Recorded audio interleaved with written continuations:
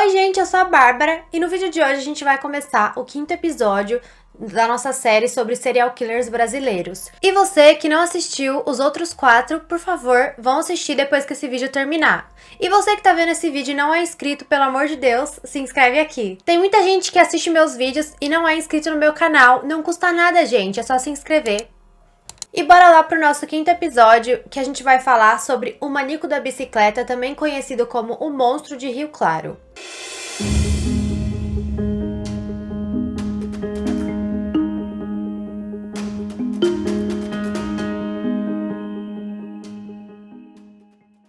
Laerte Patrocínio Orpinelli nasceu em 1952 em Araras. Sua mãe se chamava Elisa Orpinelli e o nome do seu pai eu não encontrei. De acordo com familiares e conhecidos, Laerte tinha um comportamento um pouco estranho desde pequeno. Ele era o 7º filho de uma família de 8 irmãos e no colégio, quando ele estava na 3ª série, uma professora percebeu que o comportamento de Laerte não era normal. Ele era uma criança que mal falava com os outros, não tinha nenhum amigo e tirava péssimas notas. Como ele não conseguia tirar boas notas, ele abandonou a escola.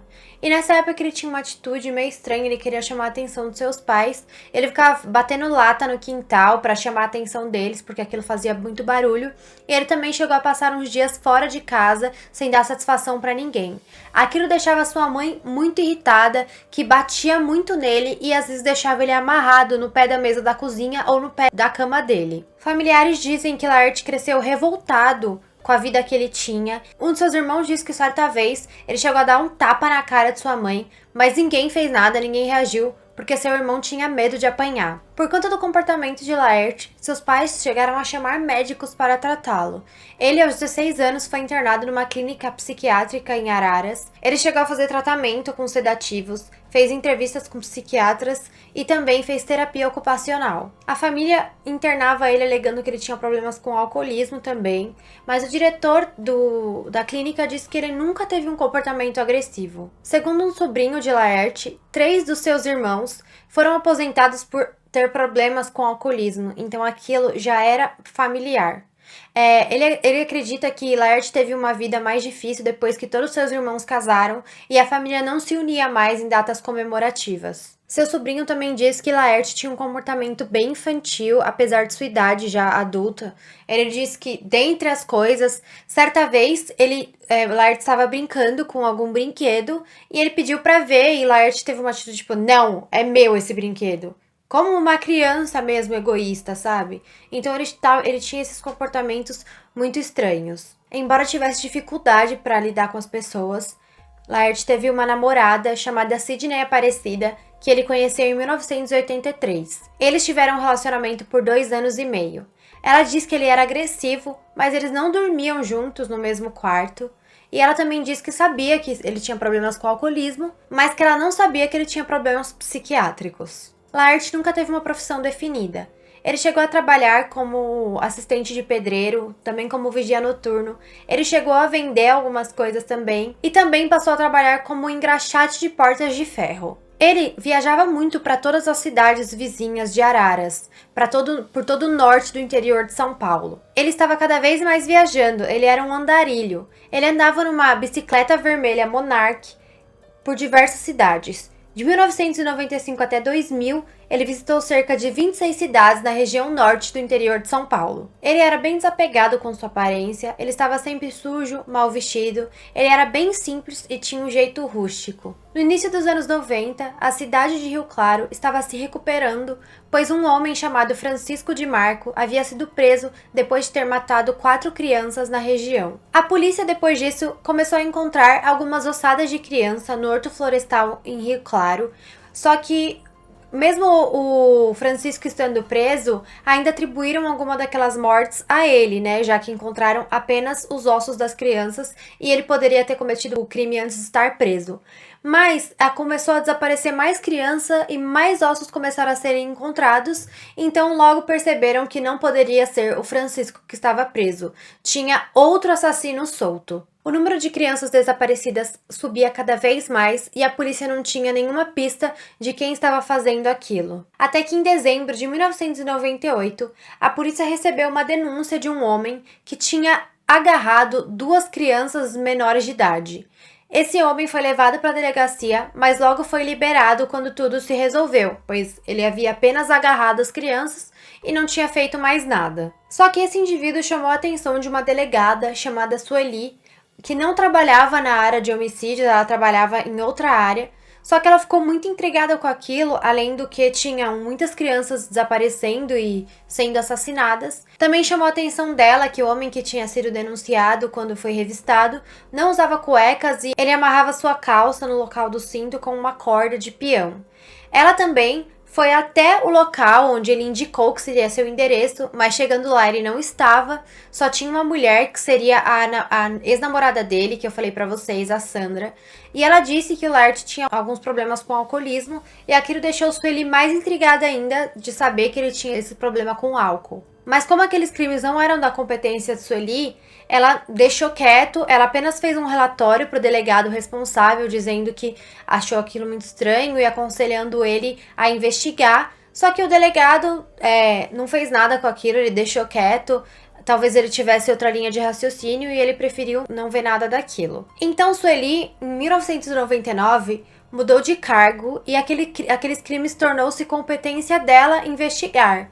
E ela nunca tinha esquecido daquele homem que tinha sido denunciado por agarrar as 2 meninas, que tinha o nome de Laert. E assim que ela tomou em sua posse os crimes para investigar, ela já foi urgente procurar ele para investigar mais. Rapidamente foram divulgados o nome e o retrato falado de Laert, e ele começou a ser procurado pelos policiais, o que não era muito fácil, porque eu disse pra vocês que ele era um andarilho, ele não tinha um endereço fixo, então foi muito difícil encontrá-lo. Mas certo dia, os policiais encontraram ele num posto de gasolina no município de Leme, e ele foi levado para a delegacia. Laert, preso e sendo interrogado, não queria falar nada, negava todas as coisas, estava sempre muito calado e não expressava, assim, nenhum tipo de sentimento. Só que enquanto ele estava na delegacia, entrou um homem muito alterado, falando com ele, falando assim: você fez isso, você matou meu filho, que absurdo, você estava naquele dia comigo, nós éramos colegas, você frequentou minha casa, você conhecia minha casa, não sei o quê.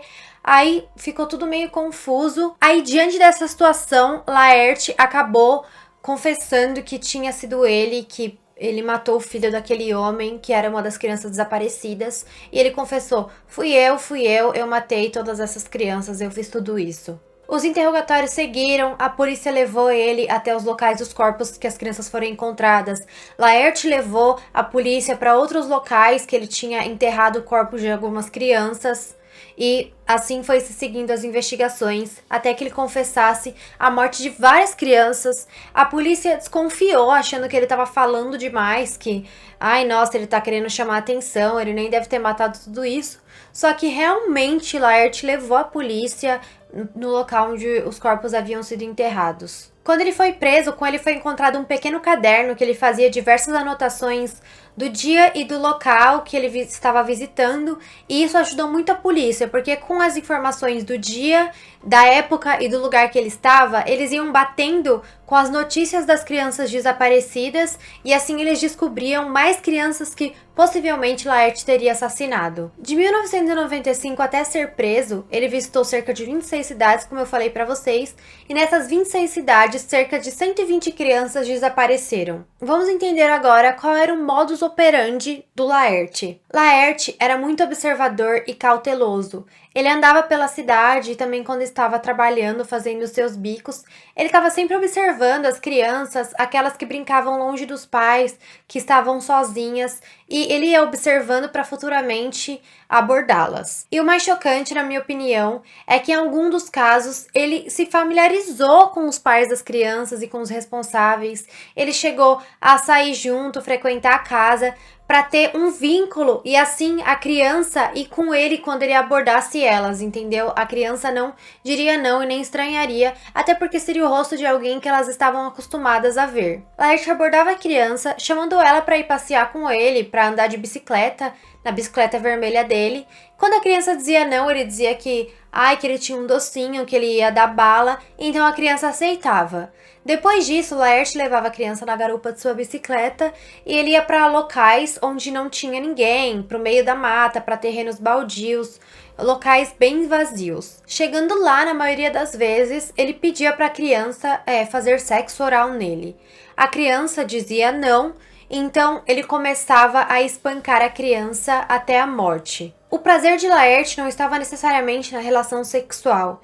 Ele se masturbava enquanto ele espancava a criança, e quanto mais a criança sofria e gritava, mais prazer ele sentia. Então, enquanto ele estava espancando a criança, ele se masturbava até chegar ao orgasmo e até a criança morrer. Quem não se comportava, eu matava no soco. Se a criança se comportava, eu só a estrangulava, nas palavras de Laerte. Ele sempre planejava os crimes anteriormente e as crianças tinham entre 3 a 11 anos. Ele diz que até então nunca tinha dado errado. Laerte não tinha nenhum pouco de empatia nem pelas crianças que sofriam e suplicavam para ele parar, e nem pelos pais. Ele não se importava se os pais daquela criança nunca mais iam ser felizes por ter perdido o filho, se eles iam chorar, se eles iam ficar tristes e tal. Ele não se importava nem um pouco com isso. Ele era muito frio. Ele era um psicopata. Ele atacava suas vítimas e torturava elas, como se almoça aqui num dia, como se assiste uma televisão. Para ele aquilo era super normal. Depois de muito sofrimento, ele matava as crianças por agressões. Quando tinha alguns objetos perto, ele pegava também para auxiliar nas agressões, como pedras ou pedaços de madeira. Os corpos de suas vítimas foram encontrados expostos ou parcialmente expostos, porque ele não fazia covas muito fundas. O rosto das crianças estava praticamente desfigurado, porque ele atingia elas no rosto. Normalmente ele quebrava todos os seios da face e também o crânio. Elas eram encontradas normalmente com todos os seios da face quebrados, com o crânio e com todos os dentes também quebrados. Ele confessou ter bebido sangue de algumas vítimas depois que ele as matou. Ele disse que ele era tomado por um espírito maligno que fazia com que ele tivesse vontade de matar crianças, mas outra hora ele também disse que ele fazia isso quando ele bebia, que o álcool tinha poder sobre ele, e quando ele ficava muito bêbado ele fazia isso, né? A gente sabe muito bem quando a pessoa tá sendo pega, vai ser presa, ela começa a inventar várias desculpas. Algumas de suas vítimas foram Maria Pereira Barbosa, de 10 anos, e José Fernando de Oliveira, de 9 anos. Eles eram primos e foram mortos no mesmo dia, no dia 17 de janeiro de 1990, no bairro Santa Maria, em Rio Claro. Eles foram abordados por Laerte e foram levados até um canavial, onde ele estuprou e espancou até a morte Marina e depois espancou até a morte José. As ossadas das crianças foram encontradas em setembro daquele mesmo ano. No interrogatório, Laerte friamente, dizia cada detalhe, e ele disse que José demorou muito mais para morrer do que sua prima. Aline Cristina dos Santos Siqueira, de 9 anos, foi a terceira criança a desaparecer, vista pela última vez no dia 28 de agosto de 1996. Segundo relatos, ela foi vista ao lado de um indivíduo montado em uma bicicleta. Ele confessou a autoria do crime. Havia sequestrado e matado a menina, e esta nunca teve seu cadáver encontrado. Aline chorou, ele disse. Conversou com ela, mas não adiantou. Alisson Cristo, de 6 anos, sequestrado em fevereiro de 1997 e sua ossada foi encontrada em dezembro. Daniela de Oliveira, de 5 anos, foi levada quando brincava na rua em julho de 1997. Seu corpo foi achado e reconhecido. Anderson Jonas da Silva, de 6 anos. Seu pai estava num bar bebendo quando ele encontrou Laerte e os dois começaram a beber e conversar juntos enquanto a criança brincava lá perto. Uma semana depois, em um posto de gasolina, seu pai estava abastecendo quando Laerte foi até a criança e convenceu ele a dar uma volta. A criança não ficou com medo, porque uma semana antes tinha visto seu pai e ele conversando, entendeu? Então Laerte fazia isso justamente para ser mais fácil na hora dele capturar a criança. Então ele levou a criança, e ela nunca mais foi vista. Edson Silva de Carvalho, de 11 anos. Seu corpo foi encontrado em uma casa abandonada, já em um avançado estado de decomposição. Ele tentou abusar sexualmente do menino, que disse não, então Laerte bateu sua cabeça muito forte na parede e ele morreu instantaneamente. Laerte foi julgado e condenado. A sua pena somou mais de 100 anos, somadas aí todos os crimes pelos quais ele foi julgado. Laerte sofria de diabetes e hipertensão, e com 60 anos, após ter cumprido 13 anos da pena, ele morreu em 2013 de problemas de causas naturais, acredita que se foi decorrente dessas doenças que ele tinha. Então, gente, esse foi o vídeo de hoje. Mais um serial killer aqui do Brasil. Mais uma história extremamente chocante, todas são. Mas esses casos de criança mexem muito comigo. Até porque a gente sabe, todos esses assassinos que eu mencionei, ou a maioria deles que eu mencionei e irei mencionar, sempre tem um alvo, né? Esses assassinos. O alvo ou são crianças ou são mulheres. E é sempre assim. E sendo um alvo, né, desse tipo de gente, é muito difícil, assim, você ouvir esse tipo de história, ler esse tipo de coisa. E eu espero que esse tipo de pessoa que tem problema, os problemas das pessoas normalmente são claros desde criança. E hoje em dia, com tanta informação, seria o ideal que os pais levassem os filhos para fazer tratamento, para fazer acompanhamento psicológico. E eu acredito que se isso acontecer, essas coisas podem ser evitadas. Espero que vocês tenham gostado do vídeo de hoje. Se vocês gostaram, se inscrevam aqui, deixem um like. E semana que vem tem um próximo episódio sobre os serial killers brasileiros. Beijo, gente! Até o próximo vídeo!